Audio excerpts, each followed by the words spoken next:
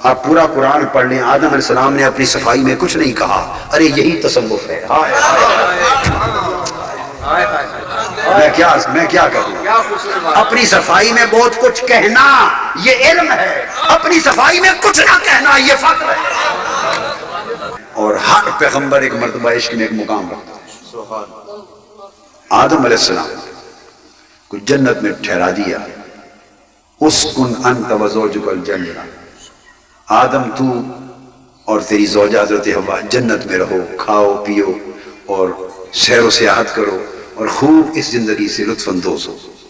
ٹھہرا دیا، ساتھ ایک پابندی لگا دی، پابندی امتحان کے لیے ہوتی ہے، یاد رکھیں، پابندی لگا دی، لا تقربا هذه الشجرہ فتکونا من الظالمین، یہ ایک درخت ہے، اس درخت کے قریب نہ جانا، اس درخت کا پھل نہ کھانا، ورنہ آپ خسارہ اٹھانے والوں میں ہو جائیں، اپنا خسارہ کر بیٹھے، اپنا نقصان کر بیٹھے۔ حکم دے دیا کہ اس درخت کے قریب نہیں جانا۔ جب جنت میں رہے تو اولیاء عرفاء عشاق کہتے ہیں وہ جنت قربت تھی، قرب الہی کی جنت تھی، اور پھر جنت میں رہ کر جو قرب الہی کی لذتیں نصیب ہوئی اور قربت الہی کی جو حلاوتیں نصیب ہوئی اور قربت الہی کی جو کیفیتیں نصیب ہوئی اور قربت الہی کے جو انوار و تجلیات ملا کرتے اور وہ جو فضا قربت الہی سے نصیب ہوتی، اس میں طبیعت مچل گئی، اتنی لذت آئی اللہ کی قربت میں، اتنا لطف آیا اللہ کی قربت میں کہ طبیعت مچل کے یہ خواہش کرنے لگی کہ کوئی ایسی سبیل پیدا ہو کہ اس قربت سے معرومی نہ ہو۔ محبوب حقیقی کی یہ قربت، جنت قربت ہمیشہ قائم رہے، ہر وقت قربت میں رہوں، کہیں محرومی اور دوری نہ آ جائے، اس تلاش میں رہنے لگے۔ بس یہ خواہش پیدا ہوئی تو سفر عشق کا آغاز ہوا، محبوب حقیقی کی قربت میں رہوں اور اس قربت سے محرومی نہ ہو، بس یہ خواہش پیدا ہوئی تو سفر عشق کا آغاز ہو گیا۔ عشق تو چاہتا ہی محبوب کی قربت و وصال ہے۔ تو جب یہ خواہش ہو گئی تو اس کے لیے تلاش میں رہے کہ اس کا کیا طریقہ نکلے، کیا طریقہ نکلے۔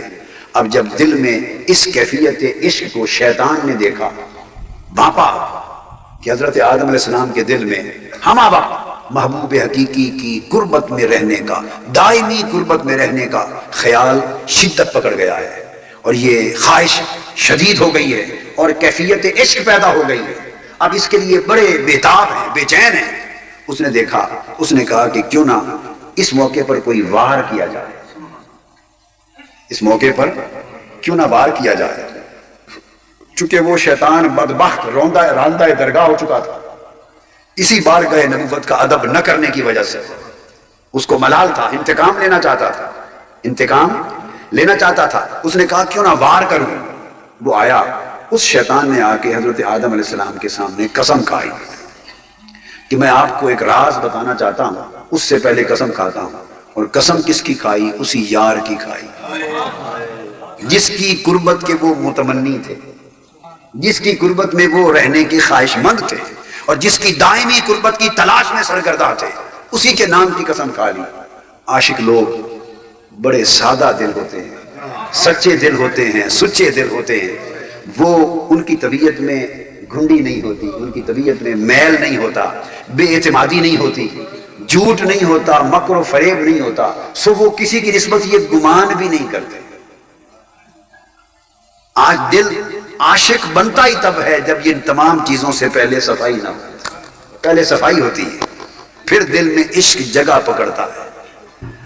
تو اس نے قسم کھائی اللہ کے نام کی، جب اللہ کا نام سنا، محبوب کا اعتبار کر لیا، پھر اس کا نام سن کر باقی سب کچھ بھول گئے، اعتبار کر لیا کہ مولا کے نام کی قسم ہے۔ پوچھا قسم تو کھا لی، بتاؤ راز کیا بتانا چاہتے ہو؟ اس نے کہا راز یہ ہے ہمیشہ اللہ کی قربت میں رہو گے، اگر یہ پھل کھا لو. بس اس کی تو تلاش تھی، بس یہ راز سننے کی دیر تھی. طبیعت اتنی مچلی، جذبہ عشق اتنا بڑکا، کیفیت اور طلب نے اور تڑپ نے اتنا زور پیدا کیا کہ ہر شے بھول گئی، حتیٰ کہ درخت کے قریب نہ جانا. اس غلبہ عشق میں یہ بات بھی بھول گئی. غلبہ عشق میں یہ بات بھی بھول گئی کہ اس درخت کے قریب نہ جانا. دھیان ادھر لگ گیا کہ یہ امتحان تو نہیں تھا، کہیں یہ امتحان تو نہیں تھا کہ اس کا پھل کھانے سے ہمہ وقت محبوب کے قربت میں رہوں گا. بس وہ دھیان ہٹ گیا. عشق کا جو غلبہ ہوا تو عشق بہت سے دھیان مٹا دیتا ہے. عشق بہت سے دھیان مٹا دیتا ہے.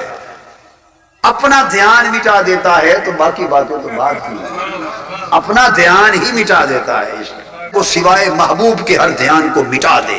ذاکر ہمہ ذکر و ذکر مذکور شود. تو پھر جب وہ راز پا لیا قربت دائمی کا تو دھیان ہٹ گیا. اس غلبہ عشق میں دانا کھانا، اس غلبہ عشق میں طلب قربت الہی میں اور غلبہ عشق الہی میں وہ پھل کھا لیا. جب پھل کھایا تو حکم ہو گیا کہ آدم میں نے کہا تھا اب نیچے چلے. یہاں بات سمجھانا چاہتا ہوں، یہ جو عمل صادر ہوا یہ صادر ہوا غلبہ عشق الہی میں. وہ حکم تھا، وہاں سے شریعت کی نہر پھوٹی. یہ غلبہ عشق تھا، یہاں سے فقر و ولایت کی نہر پھوٹی. اب آپ کہیں گے کہ فقر و ولایت کا تو پھر جنت سے نکال دیا گیا. بھئی فقر و ولایت والوں سے پوچھو کہ پہلے دن سے ابتلا شروع ہو جاتا ہے. جو لوگ اس وادی میں قدم رکھتے ہیں بس ان کے لیے پھر مشکلات شروع ہو جاتی ہیں. جو اس وادی عشق میں قدم رکھتے ہیں ان کے لیے مصائب شروع ہو جاتے ہیں، امتحان شروع ہو جاتے ہیں. وہ سکھ کی زندگی ان کو گزارنے کی نہیں ملتی. عالموں کو ملتی ہے، عاشقوں کو نہیں ملتی. عالموں کو سکھ کی زندگی ملتی ہے، عاشقوں کے حساب میں سکھ کی زندگی ہوتی نہیں ہے.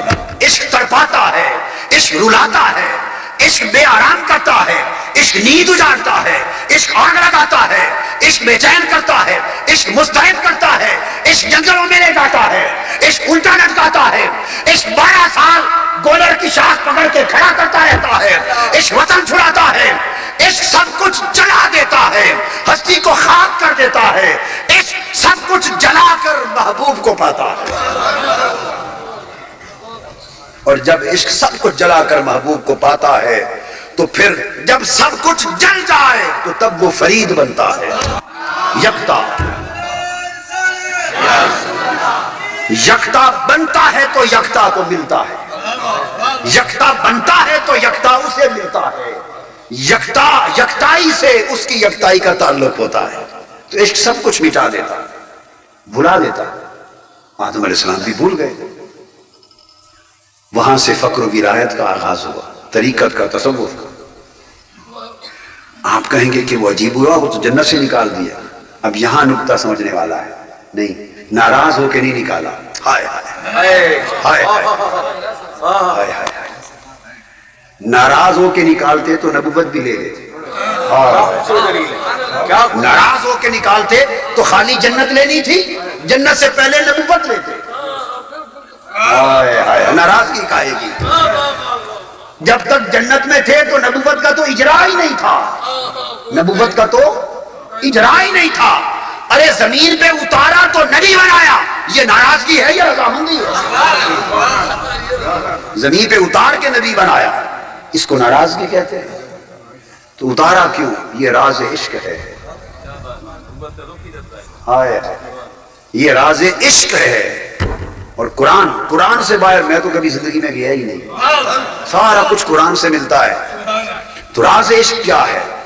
دیکھو اگر شیطان نے دیکھ لیا تھا دل کا حال کہ حضرت آدم کے دل میں غلبہ عشق ہے، قربت چاہتے ہیں، اس لیے اس نے وار کر دیا. تو شیطان کو غلبہ عشق کی کیفیت نظر آ رہی تھی تو مولا نے نہیں دیکھی ہوگی. اس کو بنانے والا مولا نے نہیں دیکھی ہوگی کہ یہ پھل کس کیفیت میں کھایا گیا ہے، کس حال میں کھایا گیا ہے. میرے نام کی مستی نے اور میری قربت کی چاہت نے پھل کھلا دیا، اس کو نہیں نظر آ رہا تھا۔ تو پھر کیا کہا، جب روانہ کر دیا تو باری تعالیٰ نے کہا کہ زمین پر جا رہے ہو آدم، بڑے بڑے عقلوں والے، بڑے بڑے الٹے دماغوں والے، بڑے بڑے الٹی سوچوں والے لوگ بھی ہوں گے اور فتووں والے بھی ہوں گے، کوئی کچھ کہے گا کوئی کچھ کہے گا، جاتے ہوئے اعلان بھی سن لو، خبردار کوئی یہ نہ کہے کہ آدم نے نافرمانی کی۔ ساتھ اعلان کر دیا، خبردار کوئی یہ نہ کہے کہ میرے آدم نے نافرمانی کی۔ نہیں، اپنا عاشق ہے نا، اس کی طرف نافرمانی کی تہمت بھی گوارا نہیں، خبردار کوئی نہ کہے نافرمانی کی۔ تو باری تعالیٰ پھر کیا کیا، فرمایا تمہیں کیا خبر، ناسیہ بھول گیا تھا۔ آپ پورا قرآن پڑھ لیں، آدم علیہ السلام نے اپنی صفائی میں کچھ نہیں کہا، ارے یہی تصوف ہے۔ میں کیا کروں، اپنی صفائی میں بہت کچھ کہنا یہ علم ہے، اپنی صفائی میں کچھ نہ کہنا یہ فقر ہے۔ کیا کروں؟ رب نے پوچھا ابلیس کیوں نہیں دیا، وہ اپنی صفائی میں دلیلیں دینے لگ گیا، وہ عالم تھا۔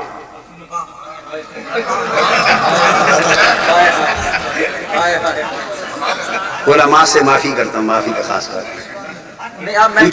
پوچھا کیوں نہیں سجدہ کیا، قرآن مجید میں وہ اپنی صفائی میں دلیلیں دینے لگ گیا، اس کی دلیلیں بھی قرآن میں آئی، دلیلیں دینے لگ گیا۔ وہ عالم تھا، اور عالم بھی کون سا عالم، بے ادب، عالم بے ادب، دلیلیں دینے لگ گیا۔ رب نے رد کر دی دلیلیں، رد کر دی، ٹھوکر مار دی اس کی دلیلوں، کیونکہ اس واقعہ میں نہیں جانا نا، نکتہ سمجھا رہا ہوں۔ آدم علیہ السلام سے پوچھا، آدم تمہیں کہا جو تھا یہ پھل نہیں کھانا، ذرا دیکھیے سوال ایک جیسا ہے، تمہیں کہا تھا سجدہ کرو، سجدہ کیوں نہیں کیا، وہ دلیلیں دینے لگ گئے۔ آدم سے پوچھا ہے، آدم تمہیں کہا تھا یہ پھل نہ کھانا، کیوں کھایا؟ صفائی میں کچھ بولتے ہی نہیں، صفائی میں کچھ کہا ہی نہیں، قرآن پڑھ لیں۔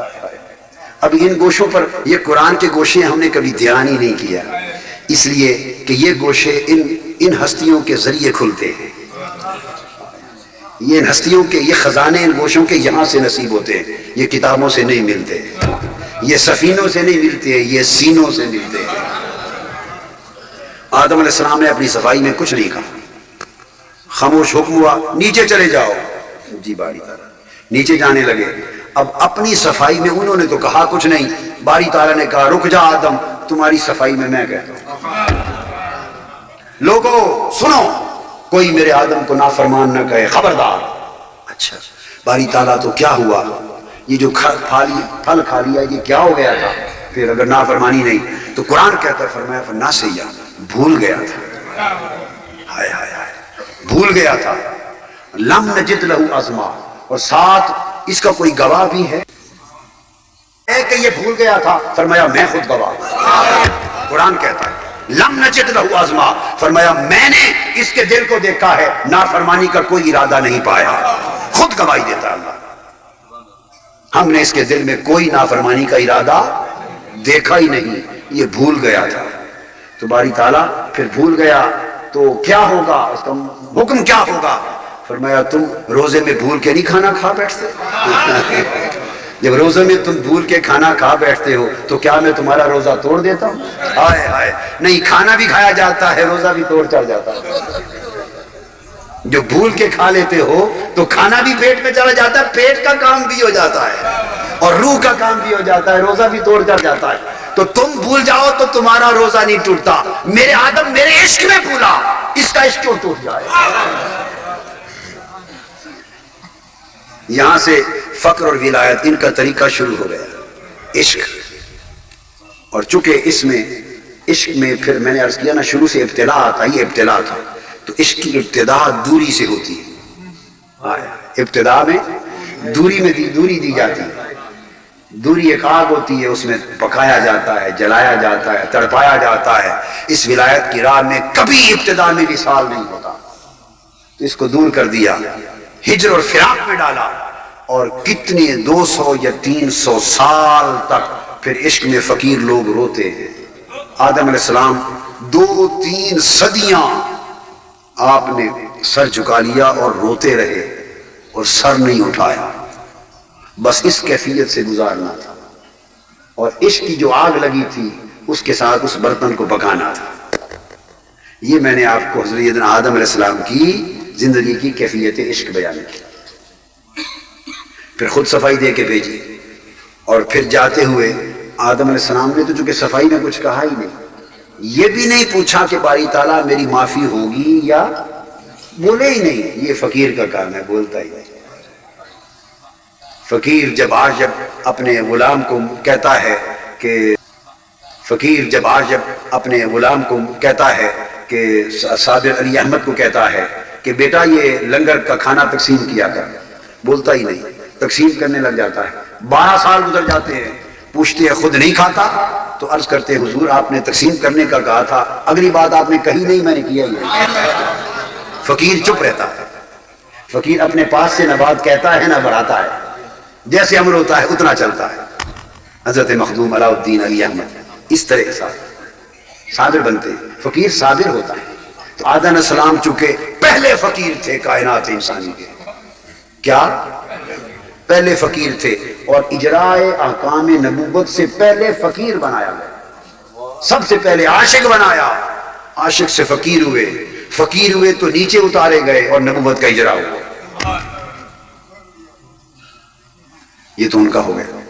تو اللہ پاک نے چونکہ آدم علیہ السلام نے پوچھنا ہی کچھ نہیں تھا، وہ تو عشق کے فقیر ہو گئے تھے، تو اللہ پاک نے جاتے ہوئے پھر پوچھا، فرمایا ذرا آدم میری بات سن لے۔ کیا؟ آدم اور حوا، میں آپ کو جاتے ہوئے ایک دعا بھی بتا دیتا ہوں، اگر اس دعا کو پڑھ لو گے نا تو یہ جو تمہیں خیال رہے گا نا بھی ناراضگی، یہ بھی دھل جائے گی، پتہ نہیں اس سے کتنے درجے بلند کر دوں گا۔ خود ہی علاج بھی بتا دیا، خود ہی دعا سکھا دی، خود ہی وظیفہ بتا دیا، خود امتحان لے لیا، خود ہی پرچہ بتا دیا۔ ربنا ظلمنا انفسنا وان لم تغفر لنا وترحمنا لنکونن من الخاسرین، نسخہ دے کے بھیج دیا۔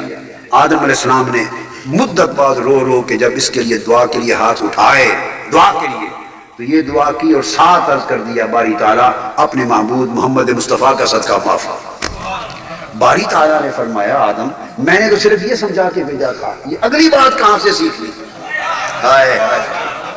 میں نے تو یہ بتا کے بھیجا تھا، یہ اگلے جملے کہاں سے سیکھ لیے؟ عرض کیا باری تعالیٰ وہ میں نے راز رکھا کہ کبھی کام آئے۔ جب تو نے مجھے پیدا کیا اور میں نے سر اٹھا کے دیکھا، میں نے عرش کے پایوں پر تیرے نام کے ساتھ محمد کا نام دیکھا، عرش کے درختوں پر، دروازوں پر، پتوں پر، ہر سو اللہ کے ساتھ لفظ محمد دیکھا تھا۔ میں سمجھ گیا کہ یہ کوئی اللہ کا بڑا ہی پیارا ہے۔ تو جب دعا کا وقت آیا آج تجھے منانے کے لیے، تو میں نے اس کا واسطہ دیا۔ تو میں تو معاف تو پہلے ہی کر چکا تھا، اب یہ تو درجات کی بلندی ہے جو کہاں سے کہاں لے جائے گی۔ یہ ہے کس طرح عشق سے فقر و ولایت کی طرف جاتا ہے انسان۔ آپ حضور بابا فرید الدین مسعود گنج شکر کی حیات طیبہ، وہاں سے حضرت مخدوم علاء الدین علی احمد صابر کی حیات، یہ سارے سلسلے کو، حضرت خواجہ نظام الدین اولیاء کی، یہ سارے سلسلے کو، ان کے احوال کو پڑھ لیں، قدم قدم پہ آپ کو عشق کی نظر آئے گا، عشق کے جلوے اور عشق کے مزاج۔